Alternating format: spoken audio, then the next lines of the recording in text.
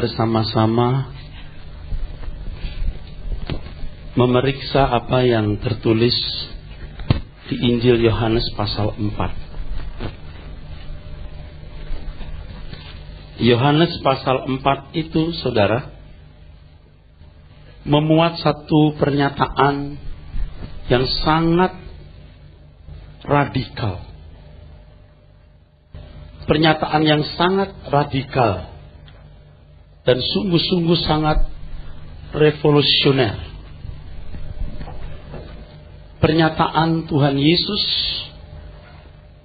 bertalian dengan ibadah, bertalian dengan kebaktian, bertalian dengan liturgi, bertalian dengan seremoni agama. Yohanes pasal 4, kita mulai dari ayat 19. Yohanes 4 ayat yang ke-19.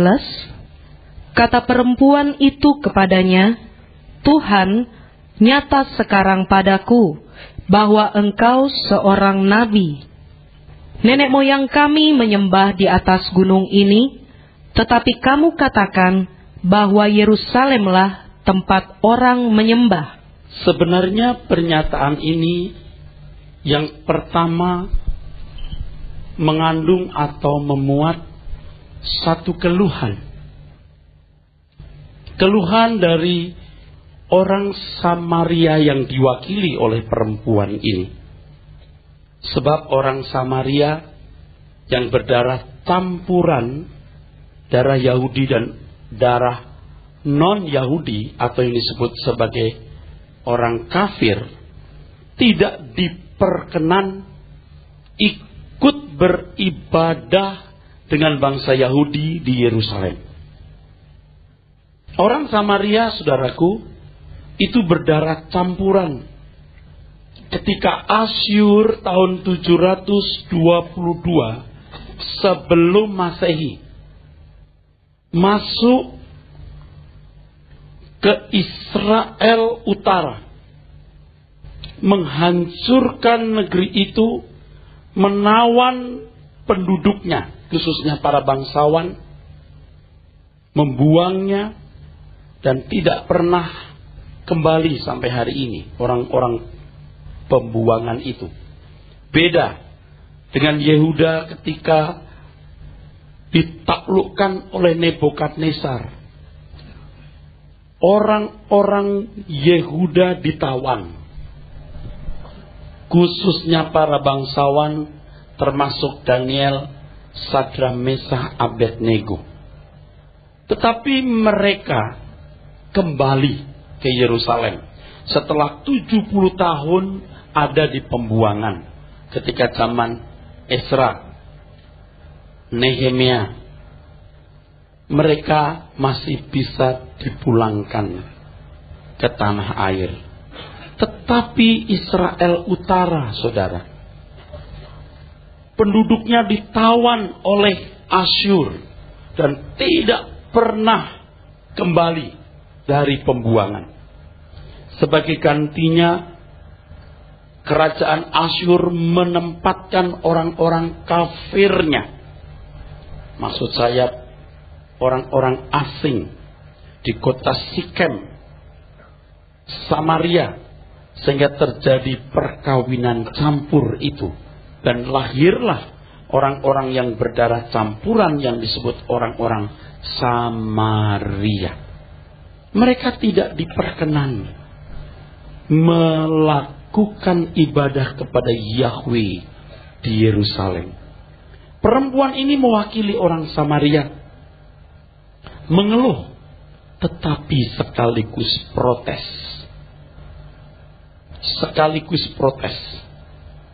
Perempuan Samaria ini tahu bahwa yang dihadapi bukan sembarang sosok pria, tetapi nabi.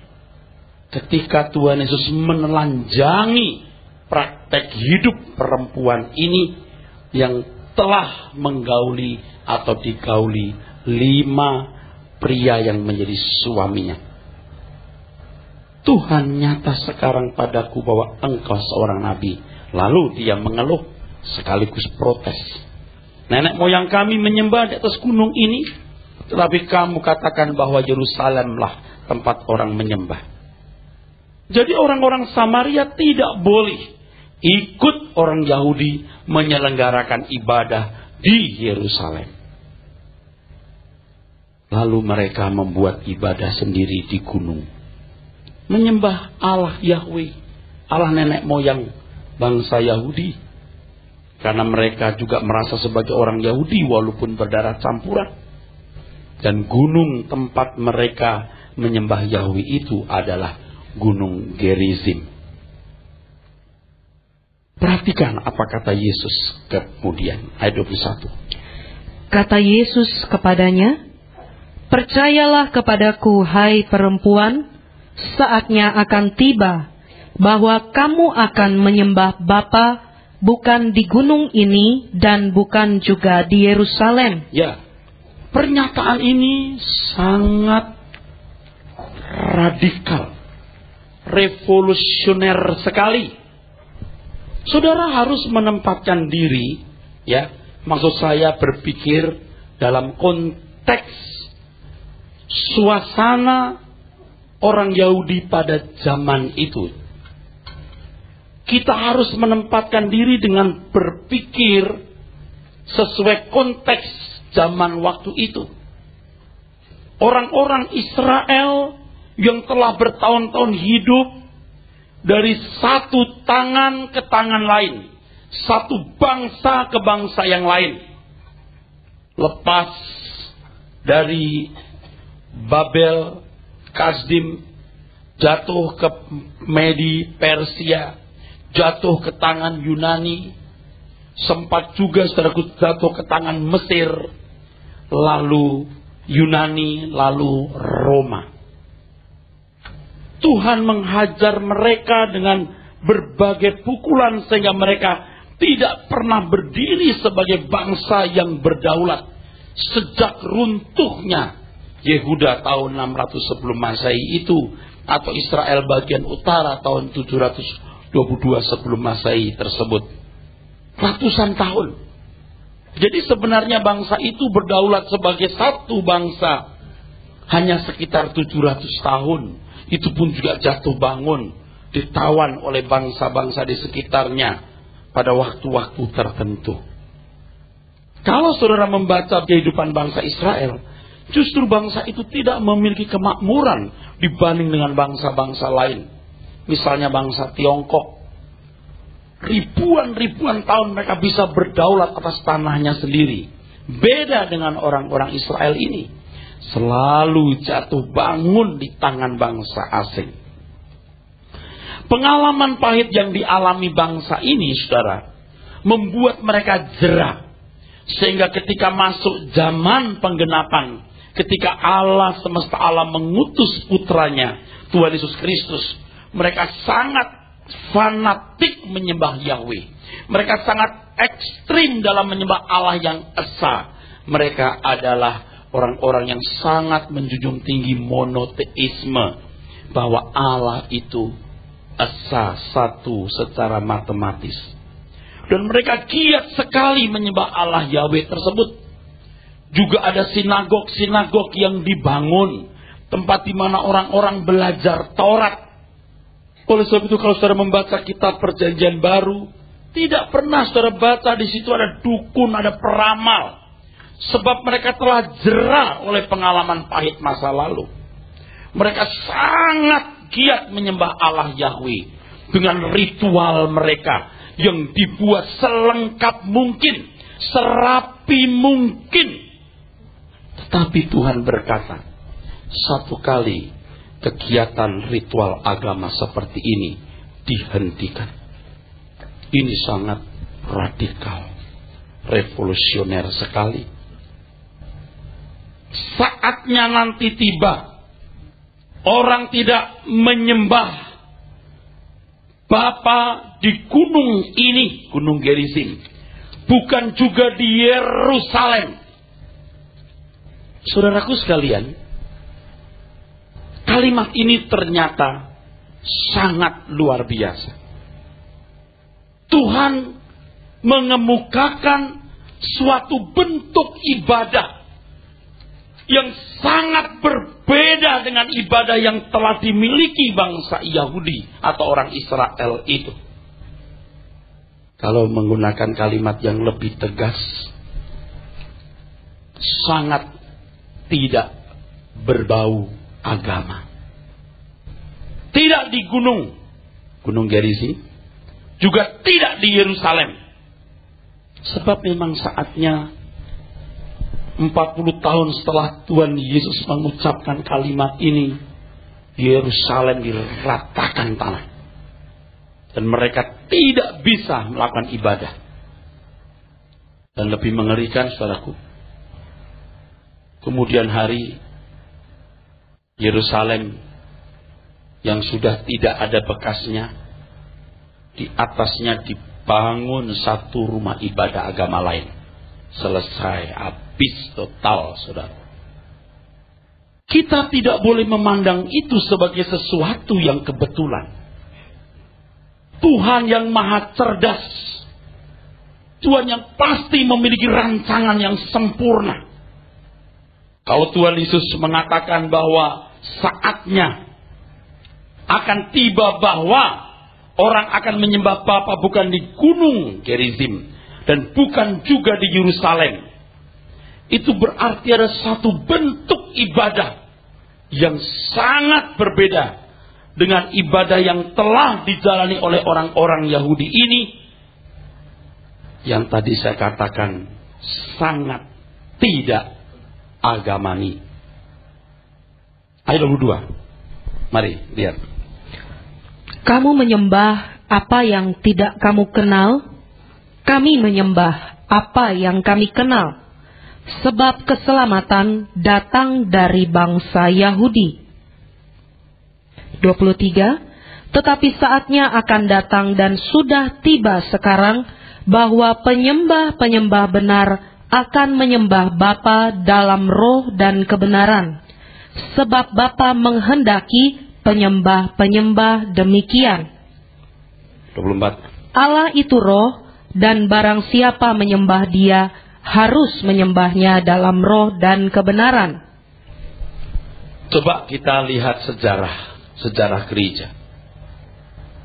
Setelah Yesus Kristus naik ke surga, Tuhan kita yang mulia, rasul-rasul Tuhan, murid-murid Tuhan Yesus masih bergabung dengan orang-orang Yahudi, saudara, beribadah kepada Yahweh di bait Allah. Kalau saudara membaca kisah para rasul, saudara menemukan bagaimana Petrus dan Yohanes membangkitkan orang yang lumpuh di pintu elok.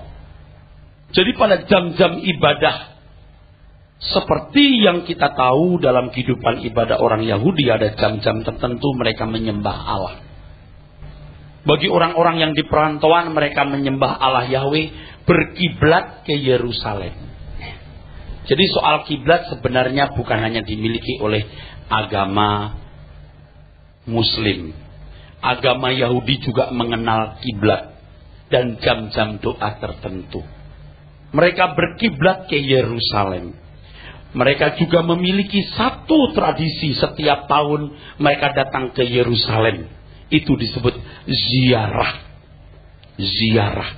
Ini juga mirip dengan saudara sebangsa setanah air yang beragama Muslim, yang setiap tahun ada ibadah naik haji.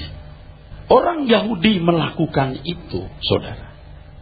Nah, orang Kristen mula-mula itu bergabung dengan mereka. Singkat cerita, ini fakta historis, bukan cerita dikarang. Timbul aniaya dahsyat. Murid-murid Tuhan Yesus mulai ditangkapi. Yakobus dipenggal kepalanya. Petrus ditawan nyaris mati. Lalu pembantaian atas orang-orang Kristen. Di antaranya, saudaraku sekalian, Stefanus dilempari batu. Dan itu disetujui oleh tokoh-tokoh agama. Sejak itu terjadi pemisahan. Terjadi pemisahan antara Yudaisme dan kekristenan. Gimana orang Kristen beribadah, saudaraku? Tidak jelas. Bagaimana ibadahnya? Tidak jelas. Menurut tradisi gereja, pada zaman penganiayaan atas orang-orang Kristen oleh kekaisaran Romawi, mereka berkumpul di kuburan-kuburan yang disebut katakombe. Nah, kalau kita membaca Kisah Rasul pasal 2 misalnya, mereka berkumpul bersama, mereka tekun dalam pengajaran Rasul. Tapi kita tidak tahu model pertemuannya itu bagaimana. Apakah pakai nyanyi? Lagu pertama itu iramanya, beatnya lambat, lalu di tengah-tengah ada tepuk tangan, irama caca, dangdut, rock and roll. Nggak jelas. Itu gereja mula-mula. Sebelum ada aniaya loh. Yang tadi saya sebut mereka berkumpul tekun dalam pengajaran rasul-rasul. Itu belum ada aniaya loh. Maaf, saya balik ke awal. Setelah ada aniaya, mereka diaspora. Mereka tercerai-berai. Itu lebih lagi, nggak jelas.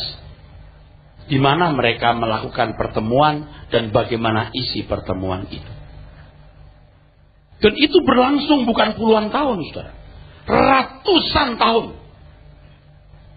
Nah, kemudian ketika Roma memeluk agama Kristen, Kaisar Theodosius Agung mengkristenkan, kalau dalam sejarah gereja disebut memasehikan seluruh wilayah jajahan Romawi.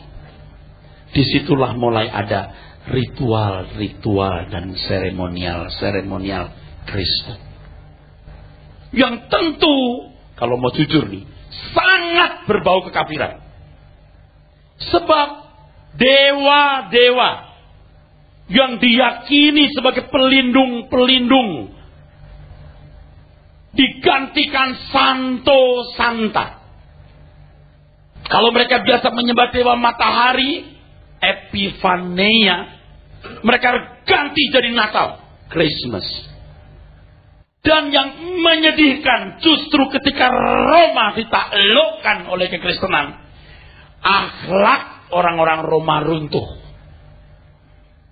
Saudara harus baca sejarah. Bagaimana orang Romawi hidup di dalam asusila. Pesta. Free sex bersama-sama dalam pesta. Lalu mereka makan sebanyak-banyaknya. Begitu kenyangnya. Mereka memuntahkan makan itu. Masuk lagi ruang pesta. Makan lagi. Pertanyaannya. Seberapa besar pengaruh kekristenan pada waktu itu? Justru Roma kemudian mengalami kemerosotan yang hebat. Dan abad ke-6, saudaraku, banyak wilayah Roma telah tercerai-berai, habis. Bersamaan dengan ekspansi yang kuat dari satu agama besar dari Timur Tengah. Habislah sudah, saudara. Wilayah Asia. Sampai Turki hari ini. Bahkan sempat Spanyol. Nah, saudaraku sekalian, kekristenan memang tidak habis, khususnya di Eropa.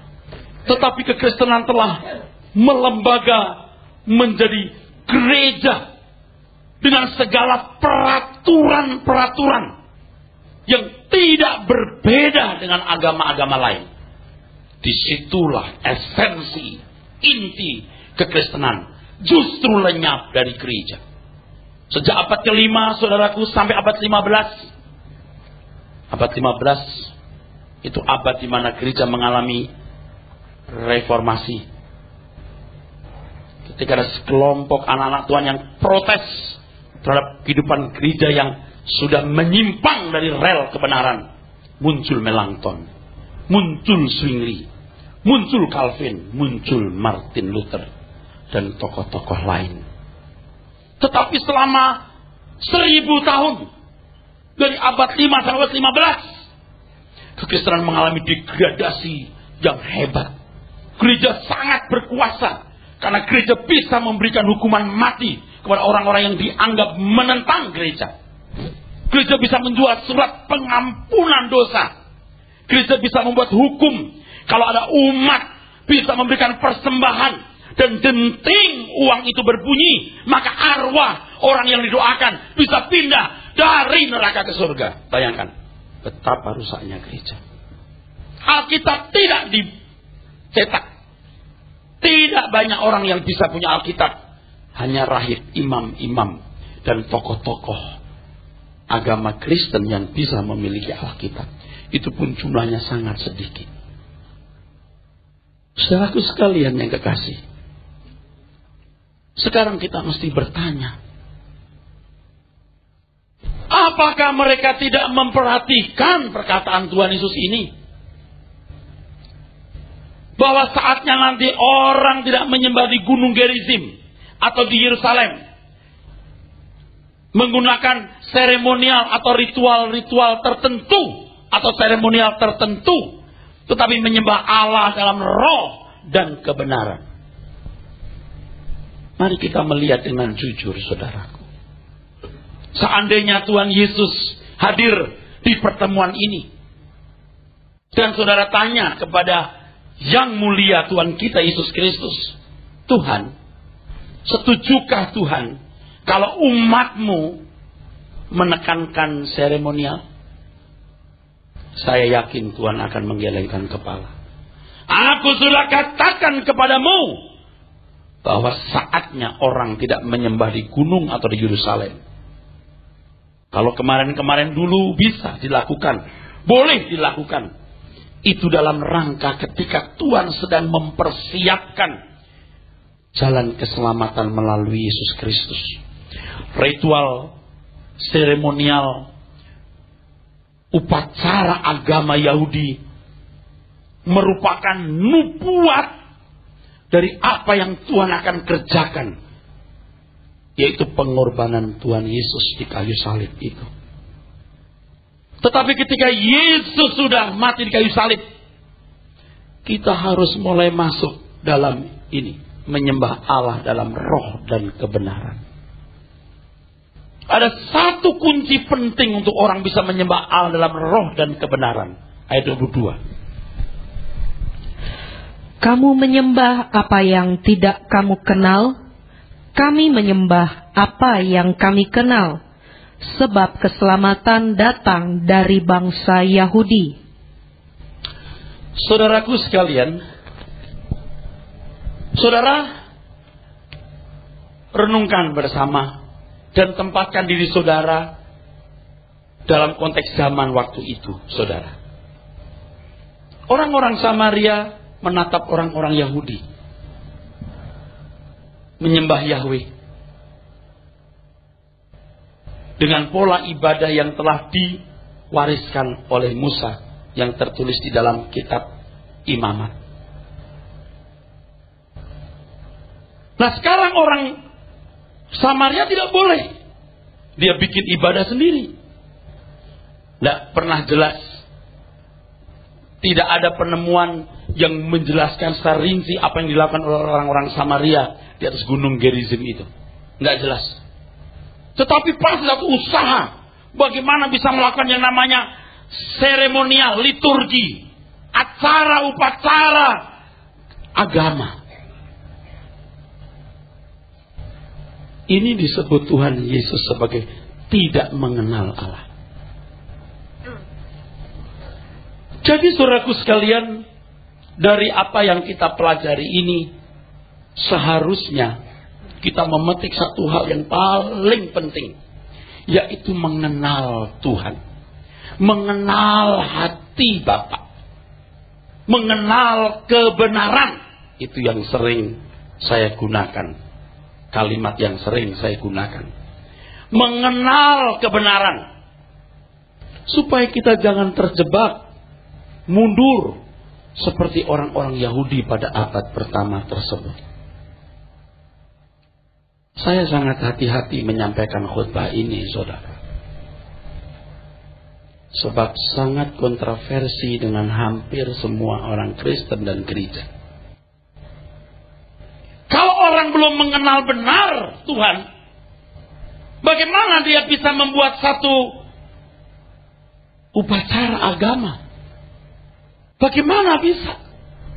Kalau orang-orang Yahudi menerima warisan dari Musa, pola ibadah dalam ketidakmengertian, dalam kebodohan, dalam kesederhanaan, Tuhan memperkenan.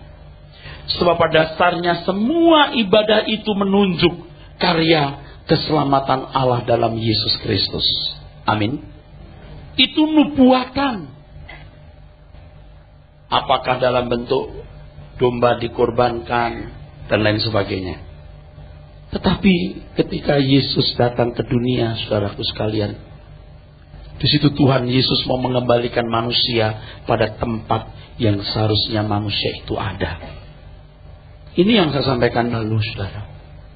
Tuhan tidak memberikan perintah kepada Adam dan Hawa untuk mengadakan seremonial. Nggak ada tuh kebaktian liturgi, nggak ada.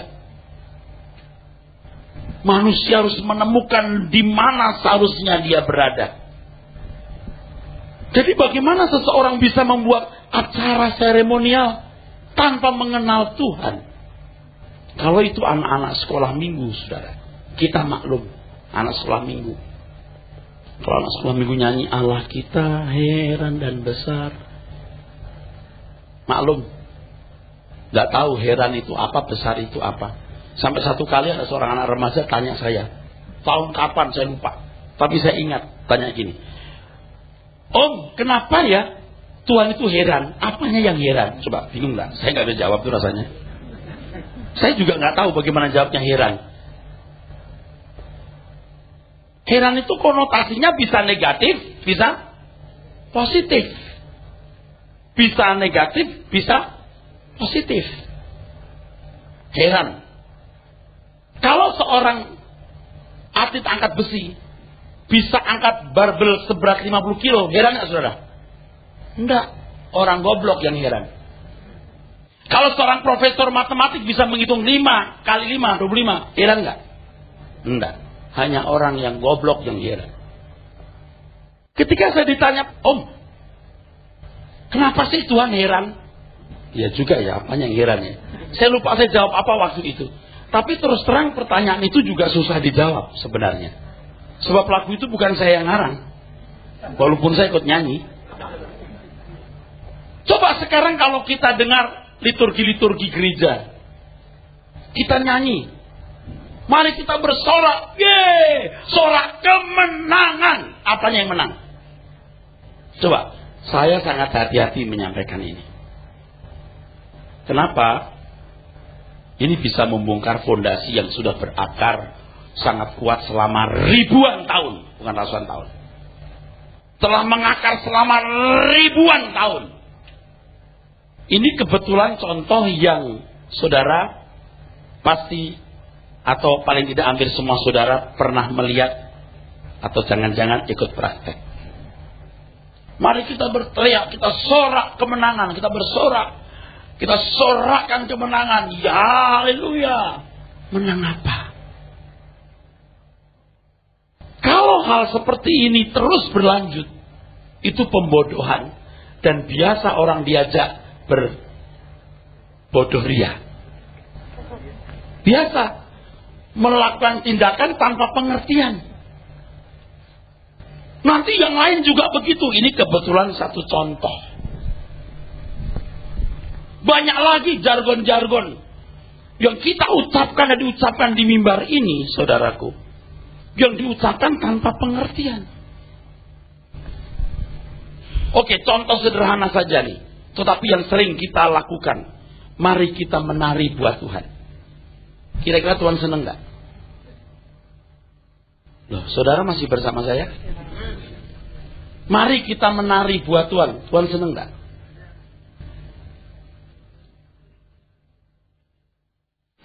Apakah semiskin itu Tuhan disenangkan dengan tarian saudara? Kira-kira kalau soal tari menari ada yang lebih ahli gak dari kita?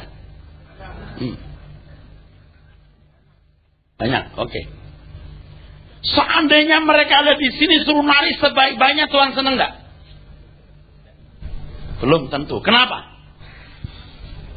Tuhan lihat hatinya. Saudara nari, betul? Saudara nari betul? Hati saudara benar nggak tiap hari? Atau seriuskah saudara menggarap hati saudara tiap hari? Tuh. Apakah Anda tidak jelas? Ini yang saya katakan pada pertemuan yang lalu. Agama, dalam hal ini pola-pola ibadah kebaktian Kristen ya, saya tidak menyinggung agama lain ya, menciptakan suatu dunia fantasi, nggak realistis.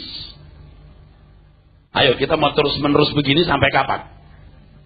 Ini kebetulan contoh-contoh yang saya ingat, masih banyak lagi, Ustaz. Jadi setelah saya mengerti kebenaran lebih banyak itu, jadi stres. Kalau orang lagi nari-nari, bukan tidak boleh. Boleh. Tetapi mesti nari itu dari hati. Kalau anak kita, lihat kita bawa mainan, sepeda baru, dia lompat-lompat. Sepeda baru, sepeda baru. Bayangkan kalau nggak ada sepeda baru, sepeda baru, nggak ada sepeda baru. Gila nggak itu anak? Ada girang besar, ada girang besar, ada girang di hatiku. Kalau ada objek yang jelas yang membuat dia girang, tidak salah. Tapi kalau karena nyanyi ada liturginya, ada lagunya, waras nggak kira-kira? Sampai kapan kita nggak waras? Coba. Oke, kembali tadi. Apa Tuhan cukup senang kita nyanyi? Saya bukan mengatakan Anda tidak boleh kalau Anda masih kelas sekolah minggu. Sekolah minggu, anak-anak sekolah minggu bukan berarti anak-anak kecil, tapi orang tua yang belum dewasa. Silahkan. Tapi seharusnya saudaraku sekalian, kita harus mulai mengerti apa artinya menyembah Allah dalam roh dan kebenaran. Nah, memang tidak mudah membuat pembaharuan. Saya tahu ini berat sekali ya. Pasti orang yang tidak tahu akan berkata mulai aneh. Makanya kita jangan robah-robah yang membuat orang jadi tersandung. Oke lah, kita mengalir dulu dah. Tapi kita, saudaraku sekalian, tidak merubah format lahiriahnya, yang kita rubah format batiniahnya. Nah, sekarang harus tahu betapa besar peran WL, worship leader dan singer. Kalau worship leader singer nggak berkualitas, mendingan nggak usah ada. Kalau hanya mengajak nyanyi, apa salahnya Pak? Oh, nggak salah. Tetapi kalau kebodohan, kemunafikan, apa tadi? Bodoria, apa tadi? Bodoria tadi. Bodoh terus-menerus tapi ria gitu. Lalu kapan kita bisa berubah? Harus mengenal dulu Tuhan. Nggak salah loh kita menari, nggak salah. Oh, nggak salah banget. Asal saudara betul-betul sukacita. Ada dasarnya, ada alasannya sukacita. Kalau saya ngerogoh, ada uang. Ada alasan bukan? Kalau tiba-tiba Anda ketawa tanpa alasan? Oh, ada apa alasannya Tuhan? Kenapa? Tuhan menggirangkan hatiku. Gimana caranya? Hanya di kebaktian doang Anda girang, di luar nggak girang? Salah pasti. Ratusan tahun orang Kristen yang sejati, yang mampu merubah kekaisaran Romawi, tidak ada liturgi yang mapan seperti hari ini. Saya bukan anti liturgi ya. Tetapi mereka menerjemahkan iman mereka dalam kehidupan konkret. Oke, saya beri contoh yang lain. Kalau kita di gereja nyanyi, kasih pasti lemah lembut. Pasti enggak? Udah tahu saya mau ngomong apa. Jadi enggak berani menjawab. Pasti enggak lemah lembut. Lalu saudara nyanyi, ajarilah kami ini saling mengasihi. Kalau saudara serius, Tuhan pasti ajar. Tapi kalau kita hanya nyanyi, serius pada waktu nyanyi itu, tapi sebenarnya kita tidak serius, Tuhan juga tidak menganggap saudara dan tidak bisa dididik. Ini contoh yang lain. Itu belum lagi lagu-lagu yang hanya ini Tuhan persembahanku, tubuh nyawaku, roh dan jiwaku. Habis itu. Udah tubuh, jiwa, roh, nggak ada lagi yang lain. Lebih baik jangan nyanyi.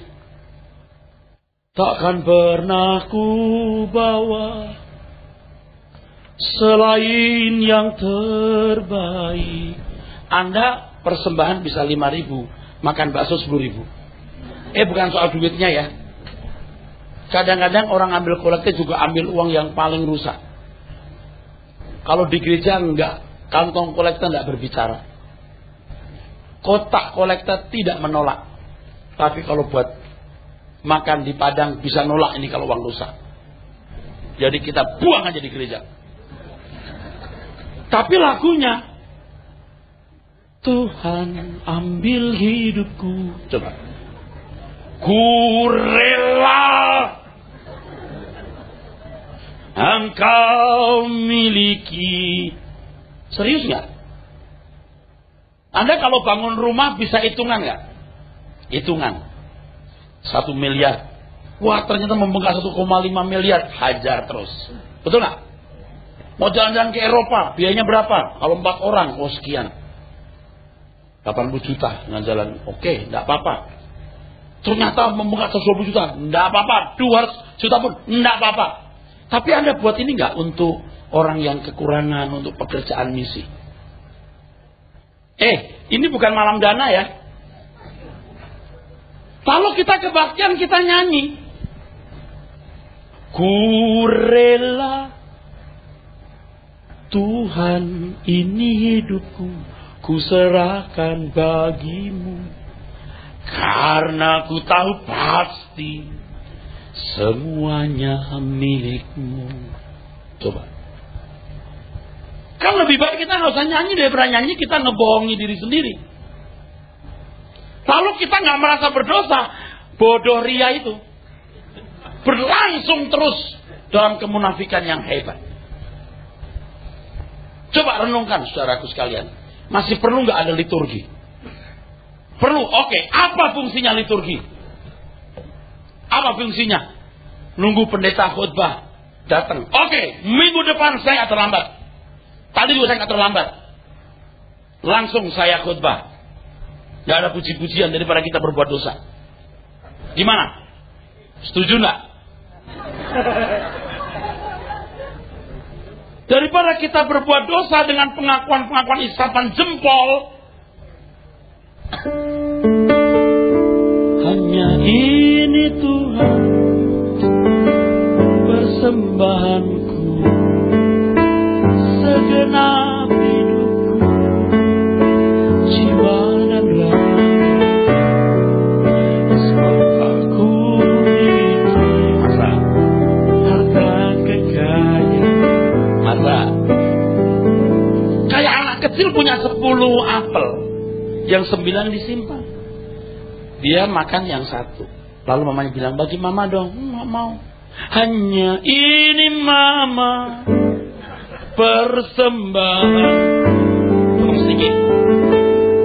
Gigitan mulut. Segenap hidupku, segenap apelku. Bohong nggak kira-kira? Saya tidak suruh 9 apelnya dikasih. Tetapi apa kita punya kesadaran bahwa 9-9-nya juga milik mama? Harta kita semua juga milik Tuhan. Makanya kita mesti mengenal Tuhan, mengenal kebenaran, baru kita punya pengakuan. Lagu bagus-bagus itu, saudaraku, bisa lebih membahayakan, saudara. Ku telah mati, hebat banget, dan sedih banget, sadis banget. Kalau anak-anak muda kalau nyanyi begitu. Ku telah mati dan tinggal cara hidupku yang lama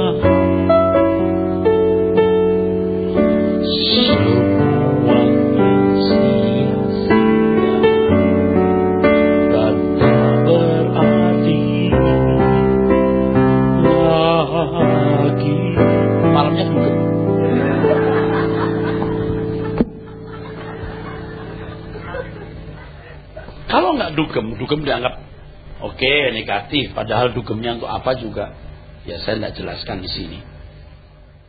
Kenyataannya memang Anda masih memiliki diri Anda sendiri. Nah sekarang kita kalau mau jujur kan kita break dulu. Kita diam dulu merenung. Kekristenan model apa yang sedang kita kembangkan sekarang ini? Jadi saya mengatakan ajar kami Tuhan saling mengasihi. Anda menemukan nggak banyak orang Kristen kehilangan kemanusiaan tapi rajin ke gereja juga memberi persepuluhan? Iya.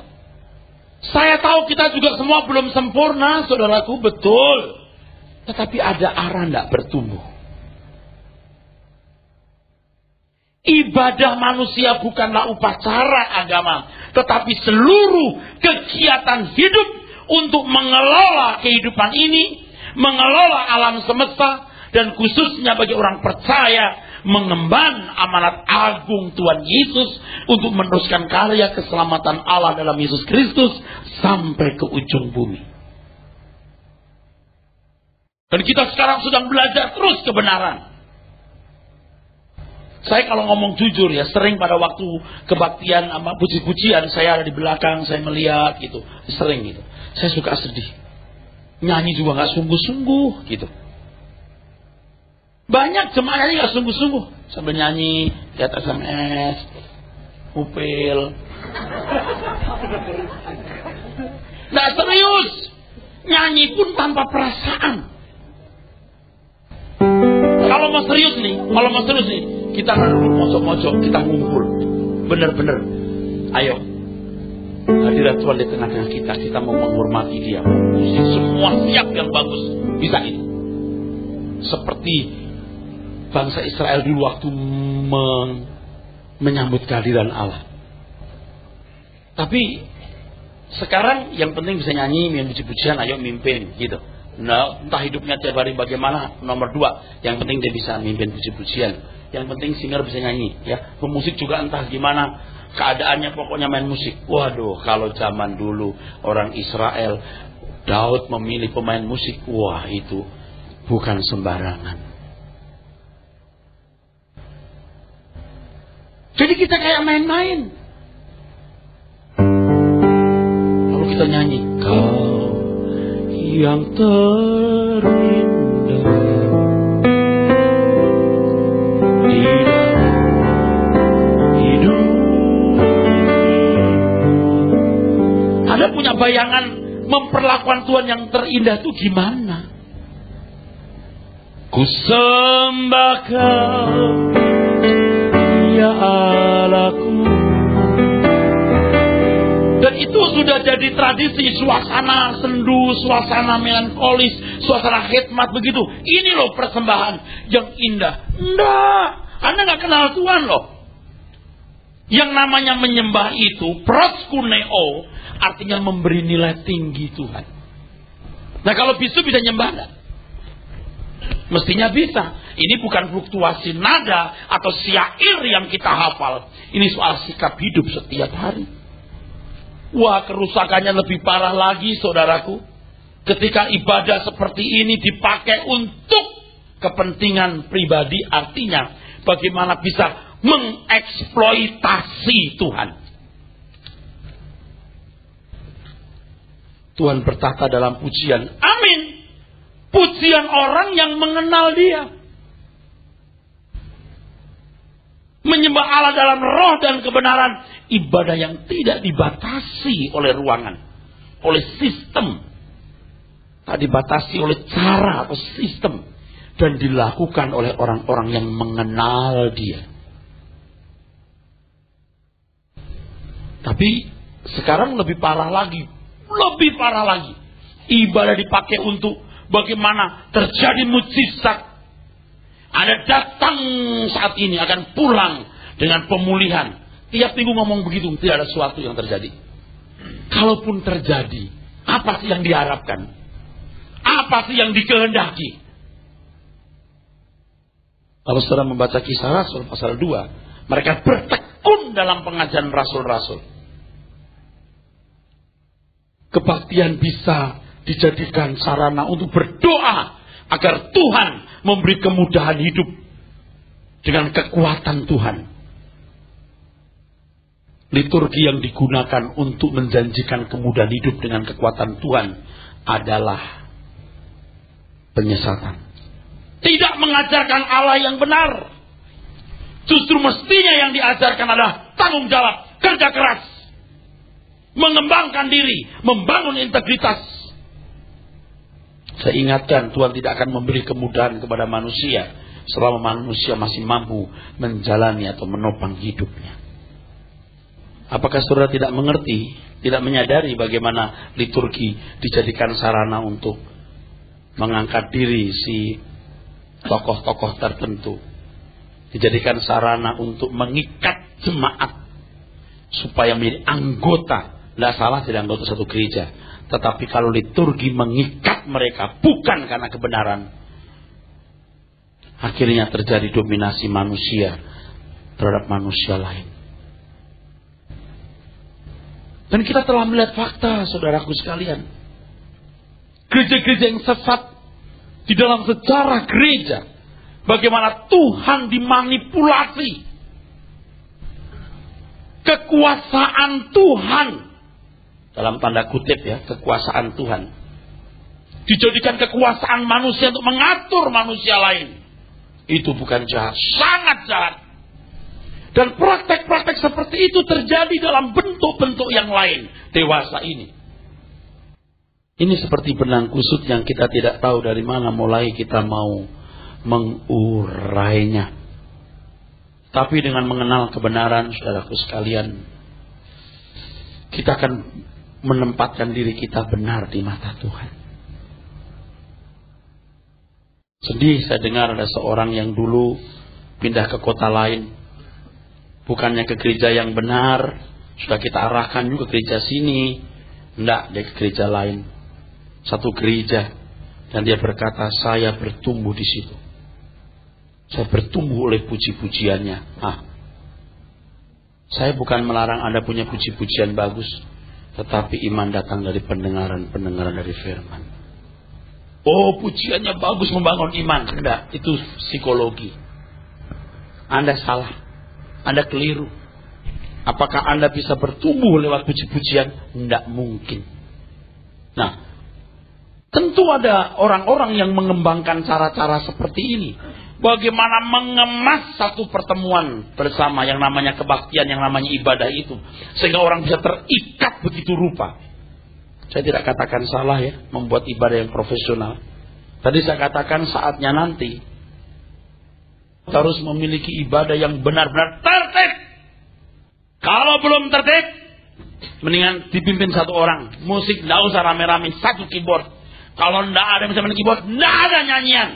Nyanyi tanpa keyboard, tanpa tepuk tangan, tapi hati yang menyanyi, jiwa yang meratap kepada Tuhan, itu lebih berkenan.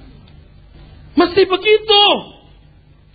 Jadi kalau Anda datang ke kebaktian begitu duduk, itu hadirat Allah mengalir. Tidak usah 2 jam. 1,5 jam saja. Dahsyat. Duduk. Menyembah satu lagu. Firman Tuhan yang benar disampaikan. Amin. Selesai. Kolektor pakai kotak di depan sana. Tidak diedarkan. You mau masukin silakan. Kalau nggak masukin kebangetan. Kenapa? Lah gereja itu kan membutuhkan gedung. Lampu. Kalau tidak masalah sih. Tapi orang-orang begitu tidak bertanggung jawab. Oh, supaya pendetanya dapat duit. Kalau pendeta sudah ngomong sekeras ini, masih mikir duit, kayaknya Anda punya kecurigaan yang sangat tidak beralasan.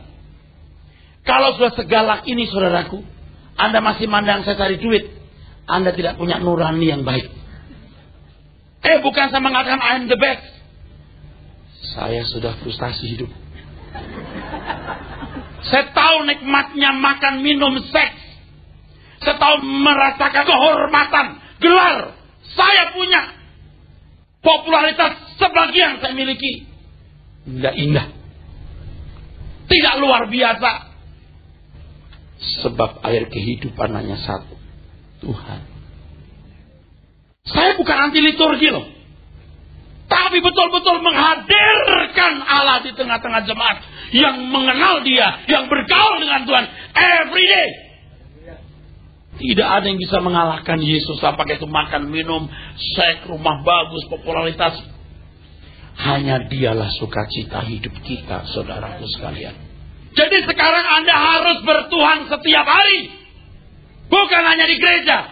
Menyanyi, memuji Tuhan setiap hari. Bukan dengan musik. Dengan ucapanmu, perbuatanmu, tingkah lakumu. Memberikan persembahan hidup bukan hanya lewat sebuah nyanyian dan kantong kolek yang diedarkan. Tapi seluruh hidup saudara dipersembahkan buat Tuhan.